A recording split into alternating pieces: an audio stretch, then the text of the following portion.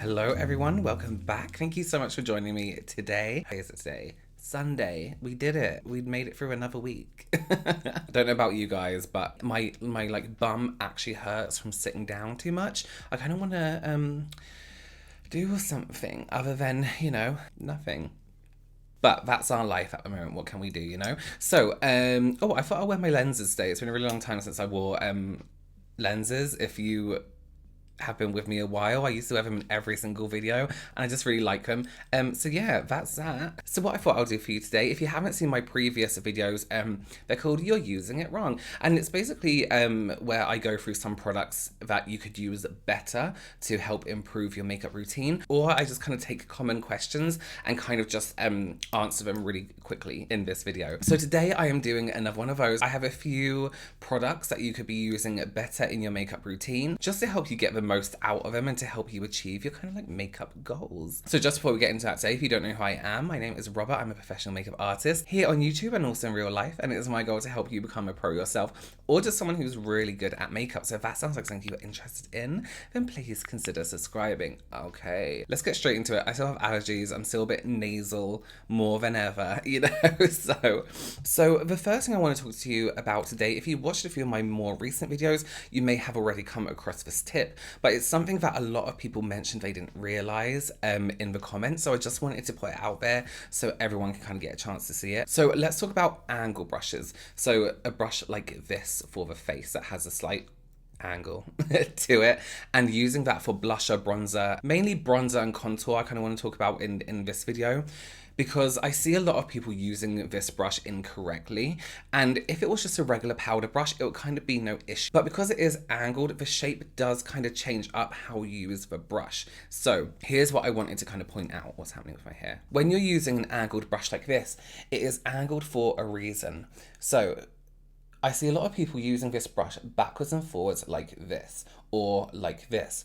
Here's the issue with that. So this brush is at an angle for a reason. You are meant to buff it up like this, or if you want to down like that, you're going to get a harsher line if you go down and something softer if you buff up. Now here's why you shouldn't go backwards and forwards like this. Take a brush like this now and then brush it up and then brush it down without leaving your skin. You almost feel this click or this brush pop. So there, pop, it's popping, it's popping, it's popping. When you do that to your skin, you get an uneven application of your bronzer, your contour, your blusher, whatever it is you're using. And that's how come you can get patchiness sometimes. That's how it can look blotchy, because it's literally popping. And when it pops, when it does that, like, it doesn't make that noise, but when it does that movement, it is, it's almost like packing a lot of color in that 1 second. So you're getting smooth, pack on color, smooth, pack on color. So that's why you need to brush in one direction. Sticking with brushes, the next brusher I see being kind of used slightly wrong. It's just a normal eyeshadow brush, one like this. I see a lot of people wiping with these. So they get their eyeshadow and they do this on their eyelids like that. And here's the slight issue with wiping on products. It's okay if it's cream, if it's like a creamy glitter, because it glides a lot more. We're talking more powder-based products here. With a brush, where you first pop that brush is where you're going to get the most product payoff. So that's why you kind of need to pat on the color, because you know you're going to get a really big density of color that way. If you're wiping, you're putting a lot of product here, and then you're almost like fading it out and making it really, really uneven. Instead of wiping, we should be patting and packing on color. That way you get a nice even distribution of color, but you also get a huge color payoff as well. It's almost like when you're using a beauty blender and you bounce it off the skin. If you're wiping, it isn't a nice even full coverage. If you're packing on or patting, you get a full even coverage. Okay, next let's talk about blusher, bronzer, contour, and highlight, and how they kind of need to stack and layer up on the skin rather than packing them all on top of each other. I see a lot of like tutorials on Instagram where they do this patch of like bronzer or contour here, and then the blush is here, and then the highlight is coming over it, and you get this really, really muddy grey undertone kind of finish. We want to ombre our products, like fade them in and out gently. So here's what we're going to do. I'm going to show you on one cheek. I'm going to take my contour stick right here and just define the areas that I need to contour. So on me, I like to round off this cheek here like so. And notice how my contour is slightly grey. It's not completely grey though. You don't have to go 100% grey, but it's not as reddy tone as a bronzer would be. So I'm just going to gently fade that in, give myself like a nice sculpt. And you can see now it's more like a shadow kind of colour. With my bronzer, we can now stack that on top of the contour.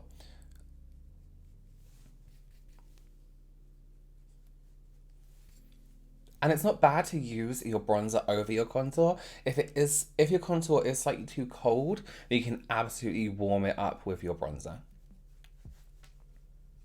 So your blusher, be it powder, cream, whatever, is now going to go on top of our bronzer, but not over our contour, if that makes sense. You know what I'm going to do? Actually, I'm not going to blend them in. I'm actually going to draw it on really obviously so you can see what I mean. Now my blush, I'm going to concentrate here. And this is obviously in line with my face shape. You can do whatever you want to do according to yours. Can you see how it's not touching, how it's not overlapping my contour? It's just over my bronzer, if anything. Now my highlighter is, we absolutely cannot touch my contour or my bronzer because that's where you start to get a muddy tone. Again, not too much. So that's going to go right up here.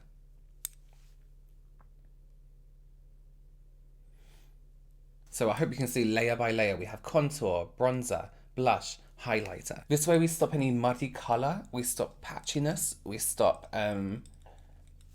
uneven like skin tone. We get more of a run in, more of a natural looking, can't see where something stops, can't see where something begins kind of finish.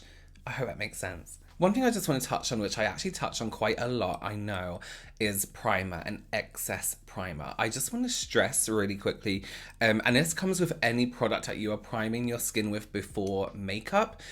Do what you want to do with your evening skincare routine, morning skincare routine, whatever. Prepping your skin for makeup, you should always be bearing in mind, how long do you want your foundation to last? What is your skin like underneath? Can my skin accept a lot of moisture? Does it not like a lot of moisture? Am I really oily? And here's the difference with your skincare routine and your makeup routine.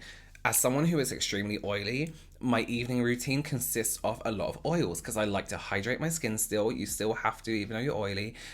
Anti-aging products, things like that. However, if I'm going to wear makeup, I'm not going to use oils on my face because I'm oily. And here's why.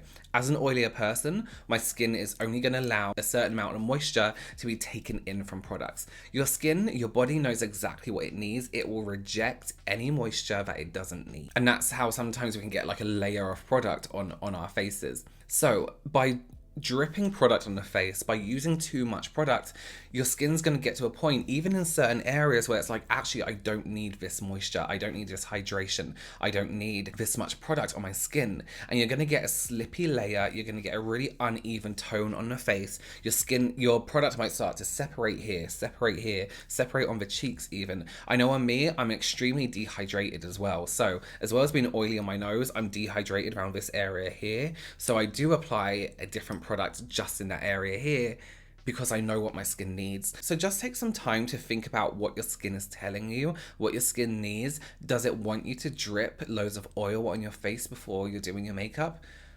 Probably not.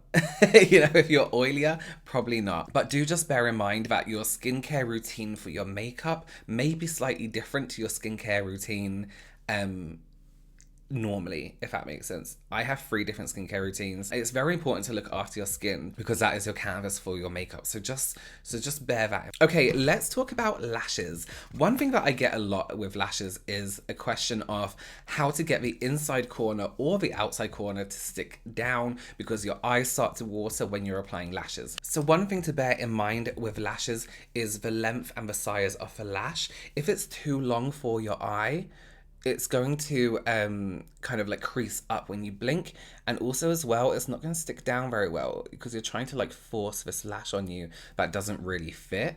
So do measure it up to the eye just before, and if you need to cut the lash, cut from the outside corner. You don't want to cut from the inside corner because if it's one of those ones that gets bigger as it goes out, you'll get all the long lashes here and it'll be touching there. So this lash is absolutely fine for me. Here's the deal with applying lashes and your eyes watering. I think when we apply lashes, there's this kind of like, unless you're really good at it, there's this panic of like, okay, I need to get on now before the glue dries and all this kind of stuff. And then everything starts to go everywhere. If you find your eyes get watery in the inside or outside corner, here's what you should do. First of all, don't panic. So let's say my eyes get watery on the inside corner. I'm going to apply my lash glue to the lash. But I'm actually going to ignore the inside corner. I'm going to leave that a second. So by leaving that inside corner, I'm giving myself time to kind of do the outside areas here and get those stuck down with no lash glue on the inside corner, touching here, touching there, touching there. You can wait for the glue to get dry and it does get tackier, but it's still gonna stick to all the areas. When you start to tear up as well, it kind of weakens that lash glue sometimes while it's still drying, and it gets all in your eye and it can be a big mess. So you've left your lash glue like 30 seconds, whatever, to get tacky. I'm gonna look up and down into my mirror, applying from the outside corner. So I've had time now to stick down that lash. I'm happy with the placement. So my inside corner is still up like that. So I'm going to take a tiny amount of lash glue. Be very careful with your eyes, of course. I like this duo glue one that has that tiny, tiny little tip. Or you can use like an eyeliner brush or something like that. I'm just going to very gently push this up so my lash comes up like this. I'm just going to apply a dab of glue to the lash on the inside corner. I'm not going to touch it. I'm going to give it 30 seconds to kind of get nice and tacky. This is actually the quick drying one, so you don't have to leave it that long. But I actually find the longer you leave that one too, it dries really nice. Something just squeaked and I don't know what that was.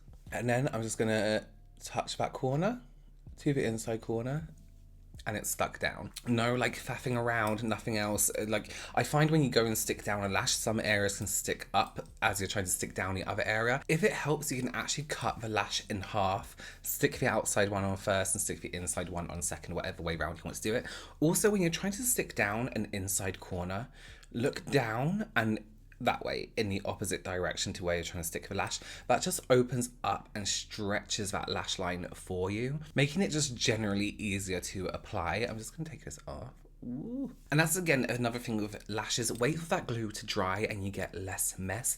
And don't rush, don't panic. Chin up and look down into a mirror, and that's how you should be applying your lashes. Okay, well that's it. Thank you so much for joining me today. I hope you learned something from that video. If you have any questions or want me to kind of reiterate anything, do let me know below in the comments. Give this video a big thumbs up if you liked it, and don't forget to consider subscribing if you want to see more videos like this. Thank you so much, guys. I will see you tomorrow. Tomorrow for ghost stories, and I'll see you Wednesday, Friday, and Sunday again. Thank you so much. Have an amazing week, and I will see you soon.